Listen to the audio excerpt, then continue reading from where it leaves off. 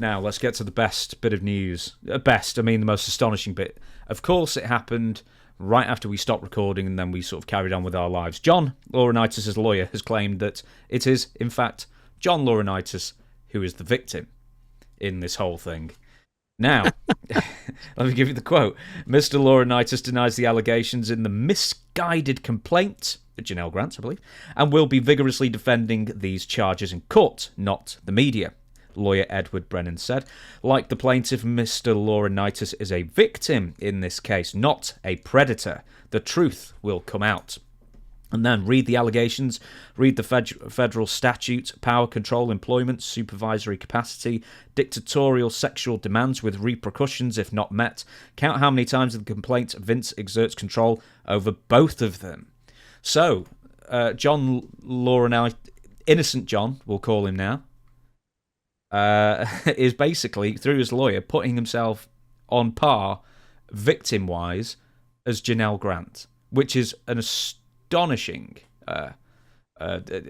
way to tackle these allegations. To me, the first time I read that, that's like saying, yeah, we did it. That's convicting Vince. And if he didn't get out, if the jury considers him a victim too, with her, I mean, he gets off, but he's not a victim in this. I mean, he could have walked out if he wanted to. I mean, he wasn't forced to do this. I think she was. I really think that she was. I mean, she was the victim, not Laurinaitis. Now, let me ask you this: who's picking up Laurinaitis' attorney tab? He is? I'd probably say he is, yeah. I think Janelle Grant's lawyer, and she's a very good lawyer, a former judge as well. I think she's called Ann Callis off the top of my head. She's got some real pedigree behind her, and also she's probably taking this pro bono, whereas I imagine John Laurinaitis' lawyer is not. Mm-hmm. Well, Vince and Laurinaitis were like Mutt and Jeff. They were always together, always not necessarily together, but they were considered as one mind. And yeah, John did agree with Vince, but he's not agreeing because he's a victim. He's agreeing with him because he's an employee and doing the job. Was he a yes man? Oh, yeah. 110%. And Vince, I'm sure Vince would browbeat him like he'd do everybody else. But, you know, you're not going to, you can't tell me he was a victim when he had to he had to know it was an illegal act. Any of this stuff. So I think he's convicted Vince, and I think both of them will be held liable. I don't think we're going to have a public trial out of this. I think an arrangement, a money settlement will be reached that everybody can agree on. But the FBI raiding the office, I think that extends a bit farther than the Janelle Grant lawsuit. Was it the office or was it Vince's condo that they raided? No, I think it was Titan Towers. Or was it really? Wasn't it? Wasn't it? I can find that out. In a minute or so. I mean, how's John Laurinaitis going to spin this that somehow over the course of, I don't know, let's say at least a year, maybe two, that he was somehow coerced into sleeping with Vince McMahon's girlfriend, quote unquote, every week when she would go to his hotel in wherever they were staying, breakfast, quote unquote, again, and then, you know, there are further allegations of rape. Okay, let's reenact this.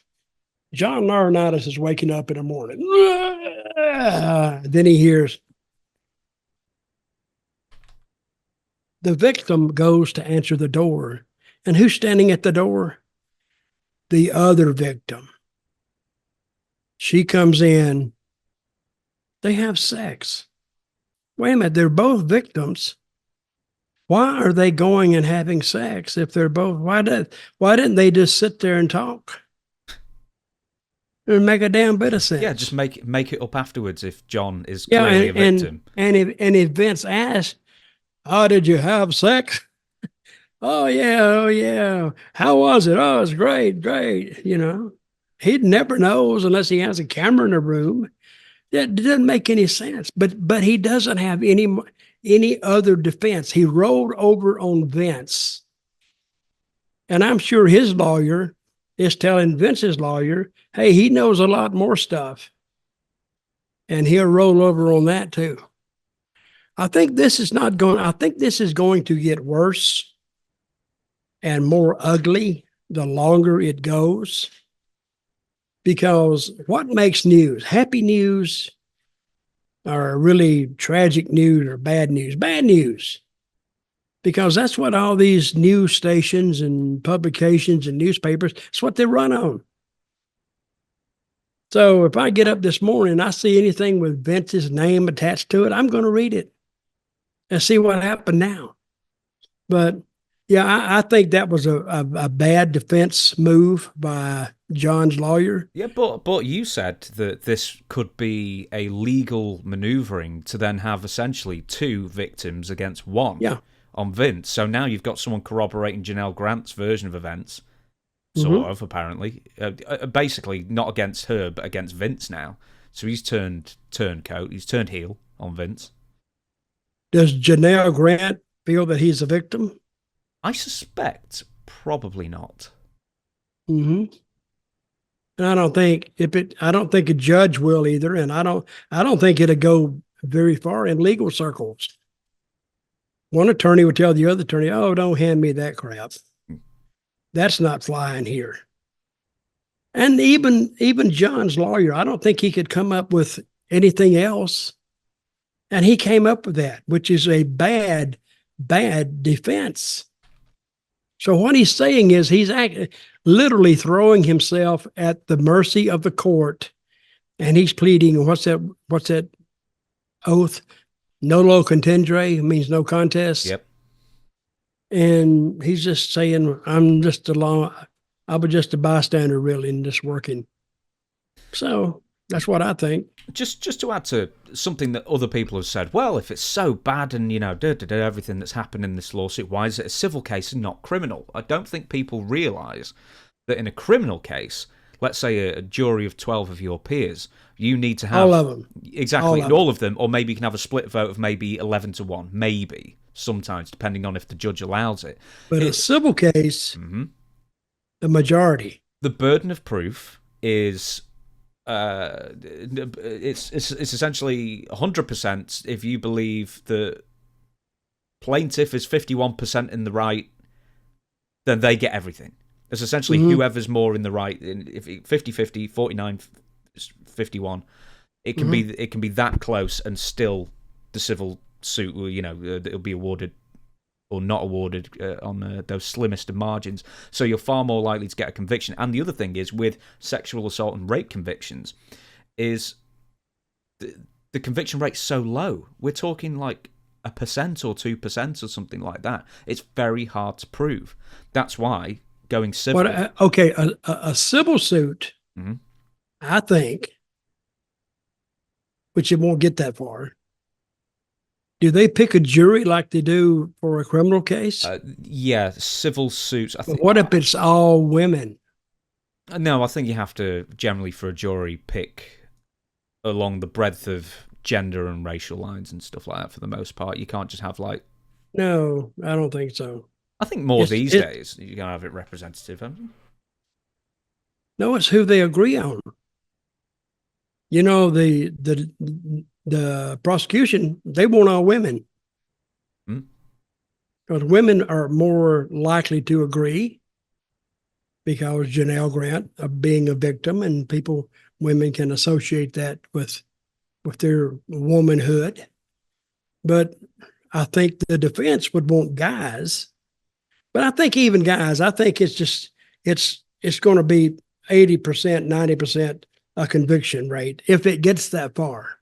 I think it still will. I know you don't think it will go criminal, but I think it will. Just to give an But example. wait a minute, no, it can go criminal from Yeah, the civil. absolutely it can. The two different processes. Okay, Yeah.